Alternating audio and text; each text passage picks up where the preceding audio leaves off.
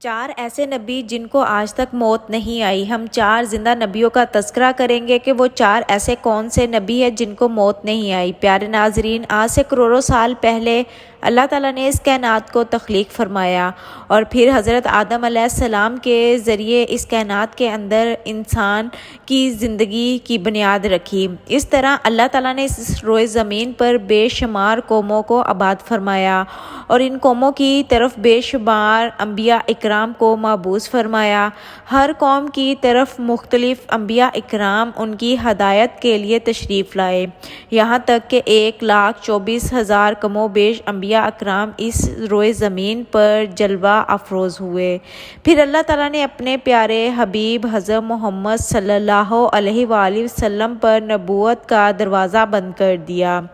اب قیامت تک کوئی بھی نبی اس دنیا میں تشریف نہیں لائے گا اور پیارے نبی حضرت محمد صلی اللہ علیہ وآلہ وسلم ہمارے آخری نبی ہی رہیں گے۔ پیارے ناظرین، اس طرح بے شمار انبیاء اکرام اپنے اپنے وقت میں اپنی اپنی قوموں کی طرف آئے اور دنیا میں آئے اور اس کے بعد واپس بھی چلے گئے، لیکن چار انبیاء اکرام ایسے ہیں جو آج بھی زندہ ہیں اور آج بھی لوگوں کی مدد کر رہے ہیں اور ان کو ہدایت کی طرف بلاتے ہیں۔ یہ چار انبیاء اکرام کون کون سے ہیں اور اللہ تعالیٰ نے ان انبیاء اکرام کو کس وجہ سے زندہ رکھا ہے اور ان کے زندہ رہنے کی کون سی وجوہات ہیں؟ اگر آپ ایسے ہی اسلامی معلوماتی ویڈیوز دیکھنا چاہتے ہیں تو میرے چینل کو سبسکرائب ضرور کر لیجئے گا اور ویڈیو کو لائک بھی ضرور کر دیجئے گا۔ پیارے ناظرین، مختلف روایات اور احادیث نبوی کی روشنی میں چار ایسے انبیاء اکرام کا ذکر ملتا ہے جن کو اللہ تعالیٰ نے آج بھی زندہ رکھا ہوا ہے۔ یہ چار نبی کب تک زندہ رہیں گے؟ پیارے ناظرین، پہلے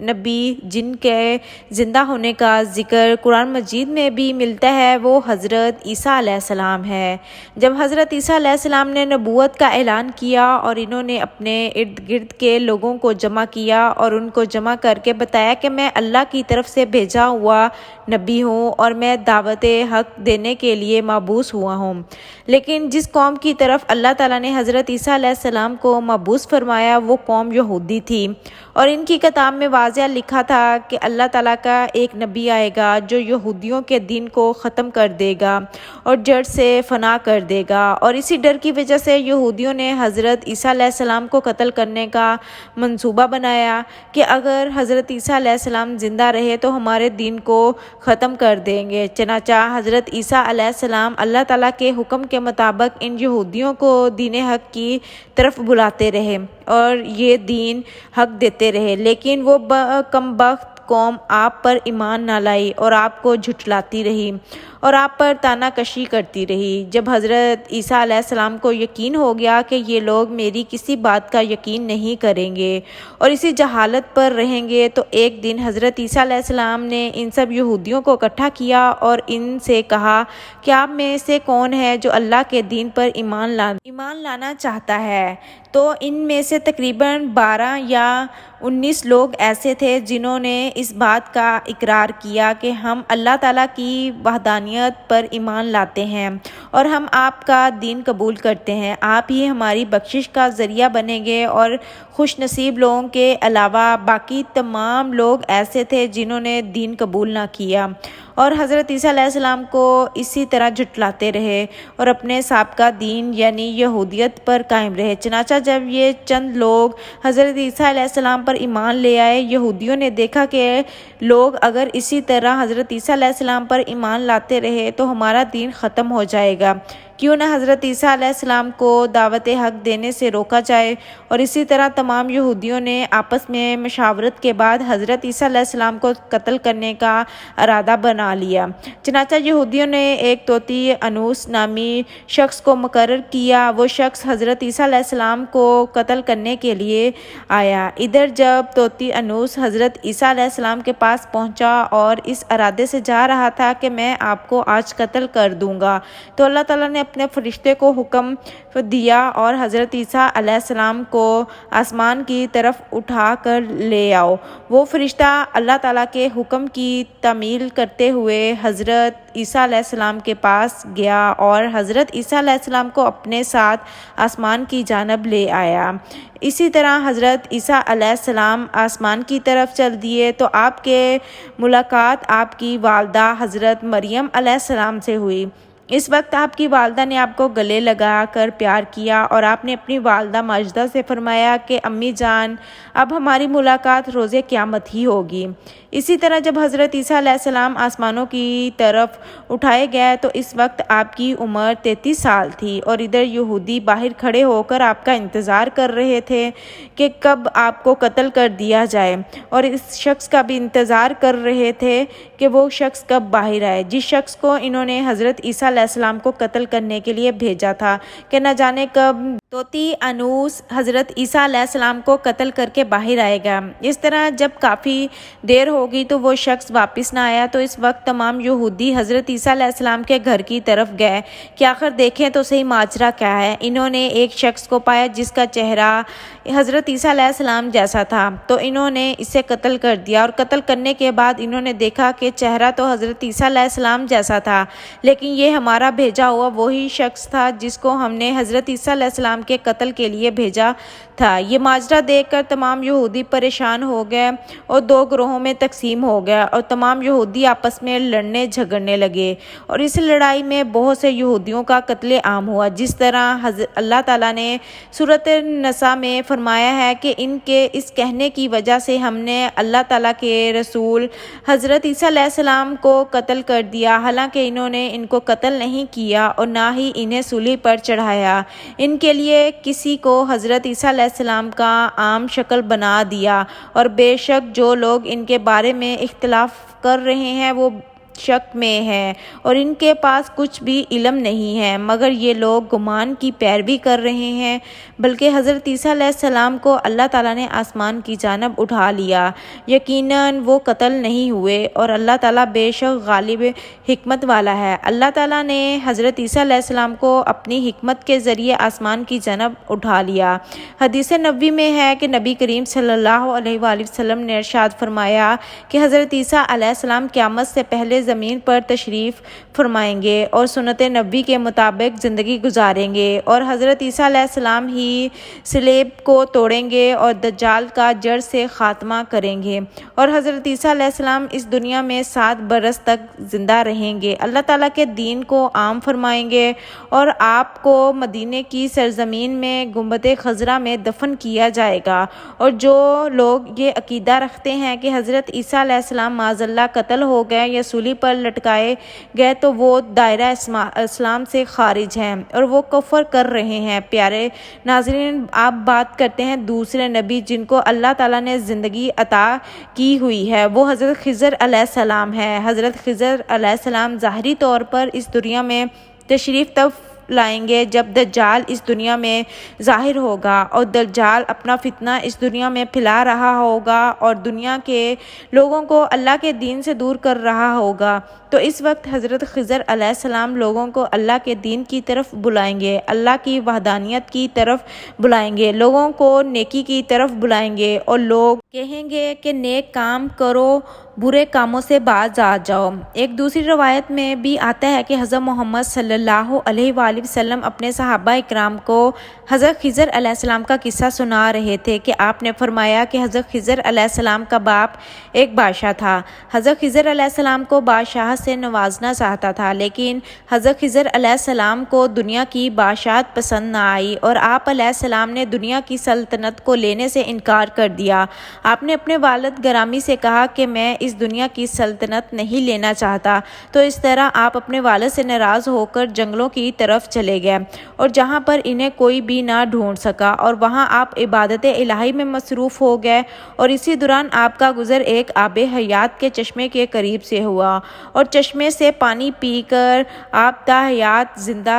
رہنے لگے اور کامیاب ہو گئے، اور آپ کا تا حیات زندہ رہنے کا ذکر کافی روایت میں ملتا ہے۔ حضرت انس رضی اللہ اللہ تعالیٰ عنہ نے ایک روایت میں نقل کی ہے کہ جب اللہ تعالیٰ کے پیارے نبی حضرت محمد صلی اللہ علیہ وآلہ وسلم کا ظاہری انتقال ہوا تو ایک بزرگ سارے مجمع سے ہوتا ہوا حضور انور حضرت محمد صلی اللہ علیہ وآلہ وسلم کے جسم اطہر کے پاس آ کر رک گیا اور اس شخص نے کچھ پڑھا اور پھر واپس چل دیا۔ تو اس کے جانے کے بعد وہاں موجود صحابہ اکرام نے پوچھا کہ یہ شخص کون تھا؟ اس مجمع سے کوئی بھی اس کو نہیں جانتا تھا۔ تو اس وقت حضرت علی رضی اللہ تعالیٰ عنہ بولے کہ میں اس شخص کو جانتا ہوں، یہ حضرت خضر علیہ السلام ہے۔ حضرت خضر علیہ السلام اللہ تعالیٰ کے حکم سے مصیبت زدہ لوگوں کی رہنمائی کرتے ہیں اور حضرت خضر علیہ السلام لوگوں کی اصلاح کر کے ان کو اللہ کے حکم کے مطابق زندگی بسر کرنے کا حکم دیتے ہیں، اور آپ بہت ہی نیک اور خدا ترس انسان ہیں۔ اور بعض روایت کے اندر یہ بھی آتا ہے کہ حضرت خضر علیہ السلام کا ذکر حضرت ذوالقرنین کے ساتھ ہوتا ہے۔ پیارے ناظرین، حضرت عیسیٰ علیہ السلام اور حضرت خضر علیہ السلام کے بعد تیسرے زندہ نبی جن کا ذکر قرآن مجید میں 2 جگہ پر موجود ہے وہ حضرت الیاس علیہ السلام ہے۔ جس طرح کے تفسیر میں بیان کیا گیا ہے کہ حضرت الیاس علیہ السلام کو ایک نورانی گھوڑے پر بٹھا کر آسمانوں کی طرف لے جایا گیا۔ اس بات کا تذکرہ حضرت انس رضی اللہ تعالیٰ عنہ ایک روایت میں کرتے ہیں اور فرماتے ہیں کہ میں اور حضرت محمد صلی اللہ علیہ وآلہ وسلم ایک پہاڑ سے گزر رہے تھے اور وہاں سے گزرتے ہوئے ایک آواز سنائی دی کہ اللہ تعالیٰ مجھے بھی حضرت محمد صلی اللہ علیہ وآلہ وسلم کا امتی بنا دے۔ یہ آواز سنتے ہی اللہ تعالیٰ کے نبی نے مجھے حکم دیا کہ اے انس اس آواز کا پتہ لگاؤ یہ کون ہے۔ تو حضرت انس رضی اللہ تعالیٰ عنہ بیان کرتے ہیں کہ میں جب پہاڑ کے اندر گیا تو میں نے دیکھا کہ ایک سفید پوش بزرگ اللہ تعالیٰ کی عبادت میں مشغول تھا، اور جب مجھے دیکھا تو کہا اے بندے تو محمد صلی اللہ علیہ وآلہ وسلم کا صحابی ہے؟ تو حضرت انس رضی اللہ تعالیٰ عنہ نے کہا کہ جی ہاں۔ تو اس بزرگ نے کہا کہ میرا سلام حضرت محمد صلی اللہ علیہ وآلہ وسلم کو پہنچا دو، اور حضرت محمد صلی اللہ علیہ وآلہ وسلم کی بارگاہ میں عرض کرنا کہ حضرت الیاس آپ سے ملنا چاہتے ہیں، اور میں واپس آپ صلی اللہ علیہ وآلہ وسلم کے پاس آیا۔ حضور صلی اللہ علیہ وآلہ وسلم کی بارگاہ میں حضرت الیاس علیہ السلام کا پیغام پیش کیا، سلام پیش کیا، تو آپ صلی اللہ علیہ وآلہ وسلم نے مجھے اپنے ساتھ لیا اور حضرت الیاس علیہ السلام سے ملنے کے لیے چل پڑے۔ جب آپ حضرت الیاس علیہ السلام کے پاس پہنچے تو میں ان سے کچھ دور کھڑا ہو گیا، تو آپ صلی اللہ علیہ وآلہ وسلم اور حضرت الیاس علیہ السلام کافی دیر تک آپس میں باتیں کرتے رہے۔ تو اس دوران ان پر آسمان کی طرف سے کھانا نازل ہوا، تو اس وقت حضرت محمد صلی اللہ علیہ وآلہ وسلم مجھے بھی اپنے پاس بلا لیا اور اس طرح ہم تینوں نے مل کر کھانا کھایا۔ کھانا ختم ہوا تو میں نے دیکھا کہ ایک سفید پرندہ آسمان سے نیچے کی طرف آ رہا ہے، اور وہ پرندہ حضرت الیاس علیہ السلام کے پاس آ گیا۔ حضرت الیاس علیہ السلام اس پرندے پر سوار ہوئے اور آسمان کی جانب چل گئے۔ بعض علماء اکرام نے لکھا ہے کہ حضرت الیاس علیہ السلام اور حضرت خضر علیہ السلام ہر رمضان میں بیت المقدس میں تشریف لاتے ہیں اور وہاں پر روزے رکھتے ہیں، اور حج کے موقع پر حج بھی ادا کرتے ہیں، اور یہ دونوں نبی مختلف مقامات پر مصیبت زدہ انسانوں کی مدد بھی کرتے ہیں۔ تو پیارے ناظرین، بات کرتے ہیں چوتھے نبی کی جو آج بھی زندہ ہیں، وہ ہیں حضرت ادریس علیہ السلام، جن کے زندہ ہونے کا ذکر بہت سی روایت میں ملتا ہے۔ جس طرح اللہ تعالیٰ سورۃ مریم میں ارشاد فرماتا ہے کہ وہ ایک نیک اور پرہیزگار انسان اور نبی تھے، اور اللہ تعالیٰ نے حضرت ادریس علیہ السلام کو جنت میں اٹھا لیا۔ شب معراج کی رات چوتھے آسمان پر حضرت محمد صلی اللہ علیہ وآلہ وسلم کی ملاقات حضرت ادریس علیہ السلام سے ہوئی، اور بعض روایت میں یہ بھی ذکر ملتا ہے کہ حضرت ادریس علیہ السلام زمین کی سیر و سیاحت کے ساتھ ساتھ اللہ تعالیٰ کے ذکر میں مشغول رہتے ہیں۔ حضرت ابن عباس رضی اللہ تعالیٰ عنہ فرماتے ہیں کہ حضرت ادریس علیہ السلام ایک درزی کا کام کیا کرتے تھے۔ اپنے کام کے ساتھ ساتھ وہ اللہ تعالیٰ کا ذکر بھی کرتے تھے۔ جب شام ہوتی تو آپ کی نیکیاں بے تحاشا ہو جاتی۔ حضرت ادریس علیہ السلام کی نیکیاں زمین پر رہنے والے ہر شخص سے زیادہ ہو جاتی اور آپ کی نیکیاں اللہ تعالیٰ کی بارگاہ میں جمع ہو جاتی۔ حضرت ادریس علیہ السلام کو اس طرح آسمان کی جانب زندہ اٹھا لیا گیا۔ ایک دوسری روایت میں ذکر ملتا ہے کہ ایک بار ملک الموت حضرت ادریس علیہ السلام کی بارگاہ میں حاضر ہوئے تو حضرت ادریس علیہ السلام نے کہا کہ مجھے موت کا ذائقہ چکھنا ہے۔ چنانچہ آپ کے کہنے پر ملک الموت نے آپ کی جان نکال لی اور پھر اللہ تعالیٰ کے حکم سے آپ کو زندہ کر دیا۔ آپ نے کہا کہ میں دوزخ کو دیکھنا چاہتا ہوں، میں جنت کی سیر بھی کرنا چاہتا ہوں۔ تو آپ کے کہنے پر فرشتوں نے آپ کو دوزخ بھی دکھائی اور پھر اس کے بعد جنت کی سیر کروائی اور پھر بعد میں اللہ کے حکم سے آپ کو جنت میں داخل کر دیا گیا۔ حضرت ادریس علیہ السلام نے پھر فیصلہ کیا کہ اب میں یہیں پر رہوں گا، جنت میں رہنا پسند کروں گا، اور اس طرح آپ کو پھر جنت میں ہی رہنے دیا گیا۔ تو پیارے ناظرین، حضرت ادریس علیہ السلام وہ چوتھے نبی ہیں جو کہ آج بھی زندہ ہے اور جنت میں موجود ہیں۔ امید ہے کہ ہماری آج کی ویڈیو آپ کو ضرور پسند آئی ہوگی۔ ویڈیو کو لائک اور شیئر ضرور کر دیجیے گا اور مزید اس طرح کی ویڈیوز کے لیے ہمارے چینل کو سبسکرائب کرنا مت بھولیے گا۔ اللہ تعالیٰ سے دعا کرتے ہیں کہ اللہ تعالیٰ ہمیں اپنی فرما برداری میں زندگی گزارنے کی توفیق عطا فرمائے۔ آمین ثم آمین۔